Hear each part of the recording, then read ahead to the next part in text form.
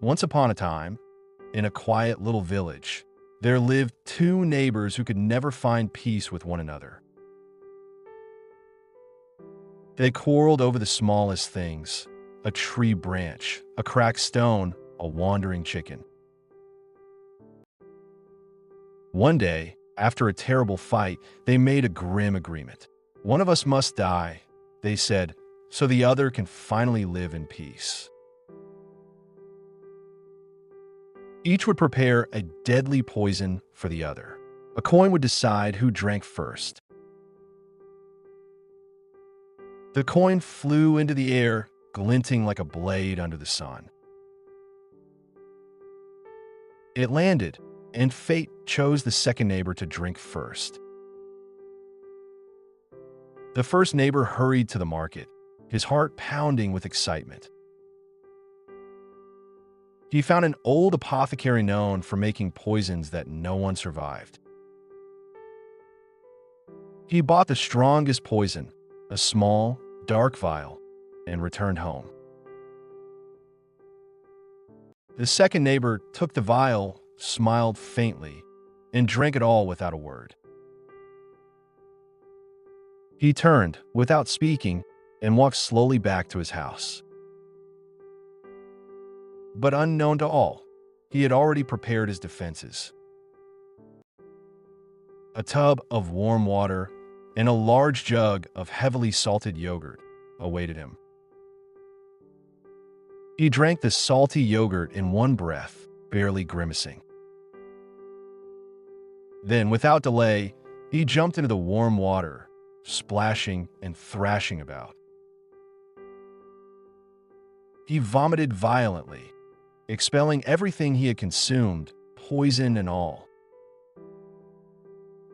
His body, trembling and weak, floated in the water, but his spirit clung to life. He lay on his bed that night, not knowing if he would see another dawn. But when morning came, his eyes fluttered open. He rose, gathered his strength, and knocked on his enemy's door. The first neighbor opened the door, his face pale with fear. "I survived," said the second neighbor. "Now, it's your turn." But instead of brewing poison, the second neighbor went back to the market. There he bought a massive piece of heavy felt, thick and dense.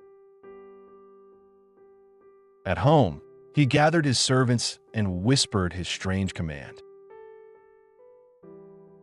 "From sunrise to sunset," he said, "beat this felt with sticks and never stop."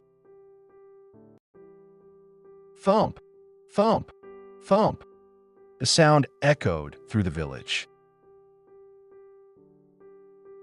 The first neighbor, hearing every strike, trembled inside his house. "He's preparing a poison," he thought, "something worse than death itself." That night, he could not sleep. Shadows danced on the walls. Every thud from the felt was like a drumbeat of death in his ears. In his mind, the poison grew more horrible, more deadly, more certain. He grew restless and weaker each passing hour.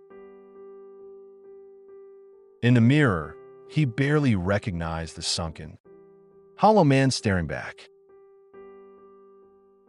"Maybe if I run away," he thought, but fear pinned him in place. The second night came, and again, sleep fled from him. His heart beat faster than the servant's sticks on the felt. On the third morning, his strength had vanished completely. Without drinking a single drop of poison, he quietly died in his bed. The village buzzed with whispers. He died from fear alone. The second neighbor shook his head and sighed deeply. It wasn't poison that killed him, he murmured. It was fear. The elders of the village nodded and said, "Fear is the deadliest poison." Mothers warned their children, "Never let fear control your heart." The story of the two neighbors became a legend, passed from mouth to mouth. And in that village, the sound of sticks on felt was never heard again. Because everyone had learned, the worst enemy lives inside our own mind. The village returned to its quiet life, but the lesson remained. Fear, unchecked, can destroy a person faster than any real danger. Stay calm. Stay strong.